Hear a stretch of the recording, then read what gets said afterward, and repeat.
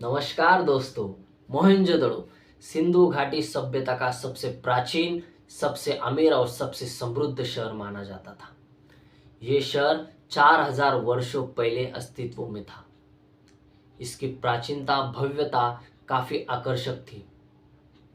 उस जमाने में सबसे अमीर शहर इसे माना जाता था। ईस्वीसन पूर्व 2600 से लेके ईस्वीसन पूर्व 1900 तक यह शहर फला फूला। दरअसल ये शहर पाकिस्तान में पाया गया है दोस्तों। पाकिस्तान में सिंधु घाटी के बाएं तट पर इसे पाया गया है। मोहनजोदड़ो शहर इतिहास का सबसे प्राचीन और पुराना शहर माना जाता है दोस्तों। आपने साल 2016 में एक फिल्म आई थी मोहनजोदड़ो करके, वो फिल्म अगर देखी होगी तो उसमें लीड रोल है ऋतिक रोशन और पूजा हेगड़े का। लेकिन ये जो फिल्म बनाई थी वो पूरी तरह मोहनजोदड़ो जैसी सिंधु घाटी सभ्यता पे आधारित है, ये हम कह नहीं सकते। इसमें काफ़ी फिक्शनल भी ऐड है और उस तरह का पहनावा इस समय में होता था ऐसा माना नहीं जा सकता। सेम टू सेम ये दौर था ऐसा माना नहीं जा सकता। इस शहर की खुदाई 1920 में भारतीय पुरातत्व विभाग के पुरातत्वविद राखलदास बैनर्जी ने शुरू की थी। 1920 से लेकर 1922 तक इन्होंने खुदाई की और इसे एक ऐतिहासिक शहर घोषित किया। उसके बाद 1924 में काशीनाथ नारायण ने काम जारी रखा। फिर उसके बाद 1925 में अंग्रेज अधिकारी जॉन मार्शल ने उसे अंजाम दिया। उसके बाद से 1965 तक ये खुदाई का काम अलग अलग लोग करने लगे और इसे काफ़ी बड़ी खोज हासिल की। लेकिन उसके बाद 1965 के बाद ये खुदाई का काम बंद करना पड़ा। दरअसल इस शहर पे काफ़ी रिएक्शंस होने लगे थे, ये शहर नष्ट होता जा रहा था। इसके वजह से इसे 1965 के बाद इसका खुदाई का काम बंद कर दिया। तब तक 1/3 ये शहर खोजा हुआ था, खुदाई हो गई थी दोस्तों। आज से करीब 4000 वर्ष पूर्व ईस्वीसन पूर्व 2600 में इसका निर्माण हुआ था मोहनजोदड़ो शहर का। दरअसल दोस्तों ये शहर काफ़ी पूर्व नियोजित सुनियोजित शहर था।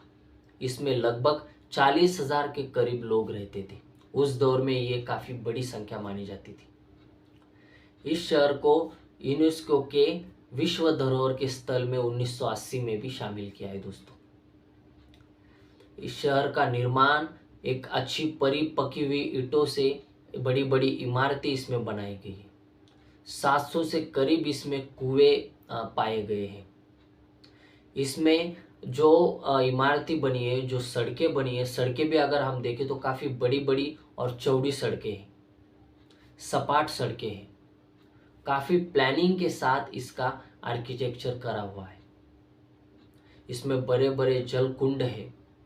काफ़ी बड़ा एक स्नान गृह है जो कि 50 फुट लंबा, 25 फीट चौड़ा है और गहराई अगर देखें तो 7 फुट इसकी गहराई है। इसमें लोग स्नान करते थे। शौचालय के लिए एक अलग सा कमरा था। बड़े बड़े स्नान गृह थे। इस शहर को 2 भाग में बांटा गया था दोस्तों, एक पूर्व भाग और एक निचला भाग। पूर्व भाग में लगभग 3 मंजिली इमारत थी, बड़े बड़े कुएं थे और काफ़ी एक बड़ा सा जल कुंड था। और निचले भाग में अगर हम देखें तो व्यापारी के तौर पर व्यापारी दुकाना जैसे थे, छोटे छोटे घर थे लोगों के। एक बड़ा सा स्नान गृह था।